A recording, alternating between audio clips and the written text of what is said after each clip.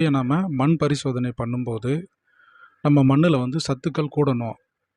மண்ணுல வந்து சத்துக்கள் குறையுது. 3 ஆண்டுகளுக்கு ஒரு முறை நம்ம மண் பரிசோதனை எடுக்கும்போது, மண்ணுல சத்துக்கள் குறையுது அப்படின்னா, நம்ம எங்கேயோ தப்பு பண்ணுறோன்றத நம்ம உள்வாங்கிக்கிட்டு, அப்போ நம்ம பயன்படுத்தக்கூடிய விதங்கள், பயிர்கள் இது மாரி விஷயங்கள் என்னென்ன பண்ணணும், மாற்றி அமைச்சா தான் நம்ம என்ன பண்ண முடியும், மேலும் மேலும் வளமான மகசூல் தரக்கூடிய பயிர்களை வந்து லாபம் பார்க்க முடியும். சரிங்களா?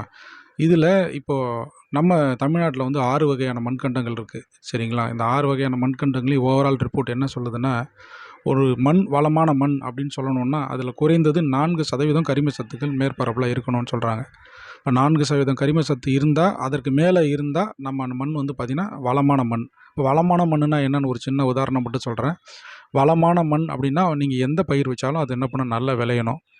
2வது விஷயம், மண் தன்னைத்தானே மறுசுழற்சி செய்து கொள்ளணும். நீங்கள் உரமே போடாத அளவுக்கு மண் என்ன பண்ணணும், தன்னைத்தானே சீரமைப்பு செய்துக்கிட்டு தன்னைத்தானே வளமாக மாற்றிக்கணும். சரிங்களா? அந்த நிலைமைக்கு மண் என்ன பண்ணணும், கொஞ்சம் கொஞ்சமாக படிப்படியாக வளர்ந்துக்கிட்டே போகும். இதுதான் வந்து பார்த்திங்கன்னா வளமான மண்ணுக்கான அடிப்படை ஆதாரம்.